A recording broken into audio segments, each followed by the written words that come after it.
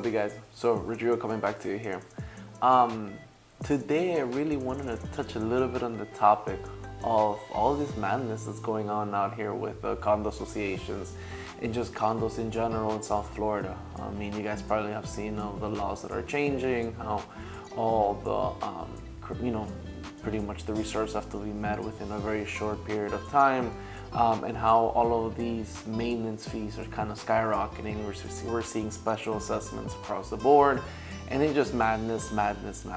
So, I definitely wanted to touch a little bit into that topic, as I have been getting a lot of requests, getting a lot of texts, just pretty much requesting some more information, as I, just have some experience in the matter.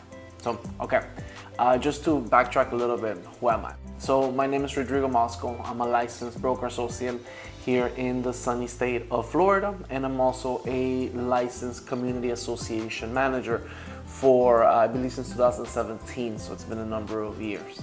Have worked a little bit with different companies, one of the nation's largest ones as well. So I know a little bit of what it takes to manage a community. And just a little bit more of kind of what happens in the background. So it's always kind of craziness. So let's go a little bit into what I would do if I was going to buy a new condo today here in South Florida. So the biggest things to keep in mind is look at the exterior. I mean, you have to kind of judge the book by its cover, right? Look at the way that it looks outside. It all depends to what type of condo you're purchasing. If it's a condominium, right? What is it? So it essentially is a legal entity, but it could present itself in many different forms, right? So it can either be a building, it can be like a townhome, it can even be a single family home within that type of community if it's legally designed as a condo. So it all depends. You have to look at your bylaws and figure out what it is that you're purchasing. But if you're already in the MLS or you have a realtor, you probably already know, hey, I'm looking for a condo. They'll be able to present that, boom, here's a condo, right? So, okay, look at the exterior. How does it look outside? Does it look good? Is it in a good condition? So on the exterior, if it's at the townhome, right? If there's how are the divisions between one home to the other, right? Does it look good? How are the common areas? Do you guys have pools? Do you guys have landscaping? What do you guys have, right? So the first thing that I would do is check out the exterior. Figure out what it is that you guys have. If it's a building, it could be a boiler room, it could be elevators, it could be a number of different amenities, right?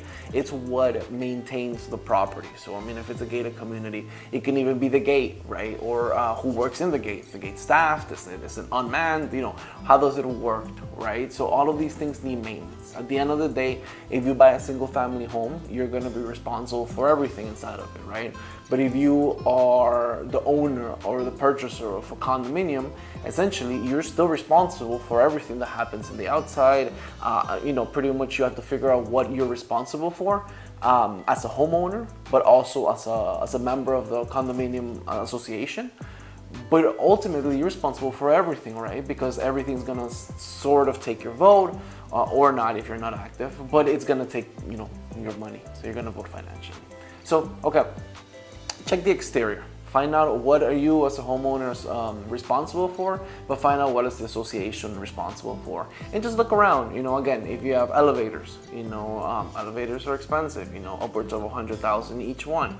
If you have a pool, pools need resurfacing every so often, right? So what common elements do you guys share? Do you have landscaping? How big is the landscaping? How beautiful is the landscaping?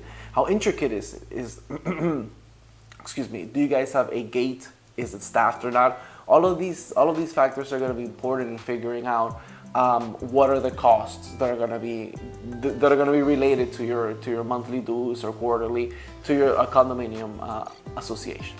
So the next thing that I would do as a potential purchaser or owner of a condominium, the next thing that I would do as a potential purchaser of a condominium, right? So we've already talked about checking the exterior, but something that's very important is to figure out what are the monthly dues, right? Or quarterly, annually, however you pay them. What are the association dues, the maintenance fees? right? So how much do you pay? And a good reason to figure this out is that for a number of years, here in Florida, it's always pitched that, like, lower is better, right? Like, oh my God, we have such low fees, you don't have to pay anything, right? But home ownership is something that's very expensive. And it's very expensive across the board. You essentially are owning an appreciating asset. And this appreciating asset needs maintenance, right? Just like, you need to go to the dentist, and you probably need to go and check the doctor every so often. And if you break a bone, you might need to go and get that fixed, right? The same thing is if your HVAC system breaks, or if a plumbing issue happens, or if the electrical needs to be replaced.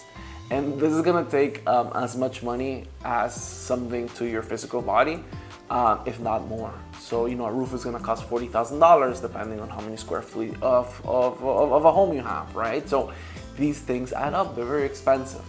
So one very big thing is figuring out what are the maintenance fees, and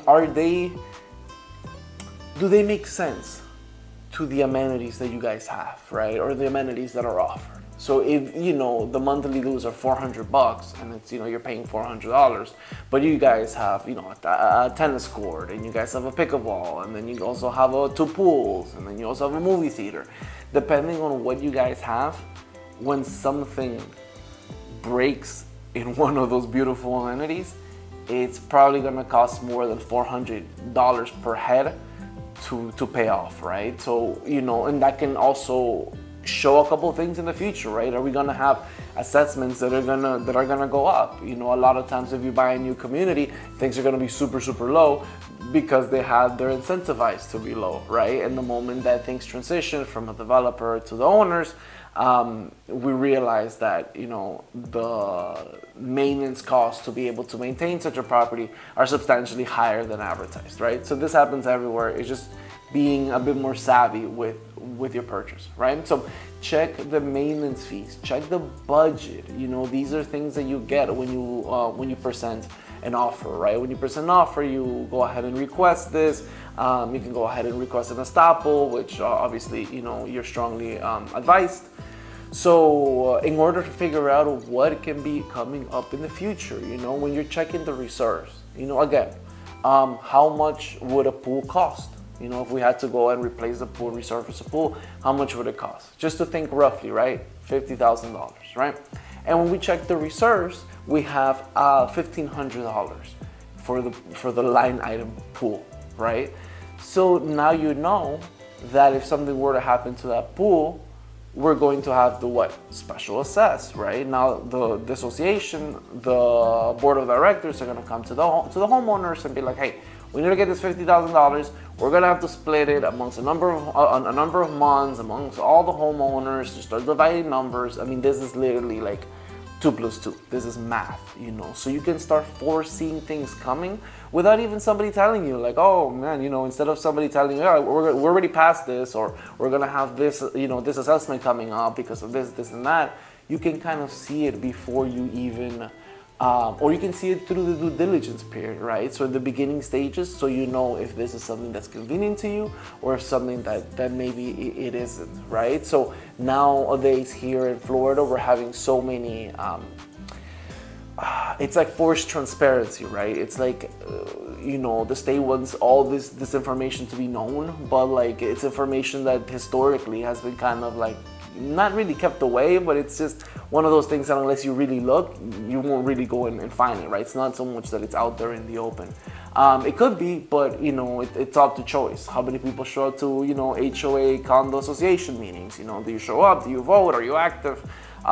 There's a lot of those questions. But I think, again, with the craziness that's going on here in South Florida, I really wanted to emphasize these 3 points before you think about maybe going into this engagement, right? Now, there's a lot of benefits of being part of a condo association versus, or a homeowners association, right? As opposed to being, an owner of a single family home. Like there's no, in my home, for example, there's no sense of community, right? Like I know my neighbors, but I don't talk to them. There's no like parties or events that are organized. People have their own pools. It's not that, we have anything that any shared amenities that people can get to know each other, the kids, anything of the sort, right? If something happens, you know, if a neighborly dispute happens, which those pop up periodically, people call the police. It's not like there's like a management company that jumps in and it's able to mediate. So there are a lot of positives and negatives. It all depends to what side of the scale you're trying to balance, right? But ultimately, very important things to keep in mind if and when you are purchasing your condo unit here in Florida, essentially. So what are those things? One, check the exterior and check the building. You know, if it's a building, townhomes, look outside. How does it look? Two, check the maintenance fees, check the budget. Don't be afraid to ask. Make sure you have it in front of you. Make sure you review it. And if you don't know how to review it, get somebody that does. It's very important, because it's gonna tell you what's coming up. And three, the reserves, very important. How funded are they? And again, all of these things just paint a picture. So now you know, are these hypothetical, right? $500 or $700 a month realistic going forward? Or is this, you know, to the end of the year, and we know that those 500 are gonna turn to 1,700 starting next year, right? So these are all things to kind of keep into consideration. There are a few things that are outside of our control, like for example, insurance. That's something that here is a huge issue that's happening here, but that's outside of our control, right? But all we can do is manage the manageable.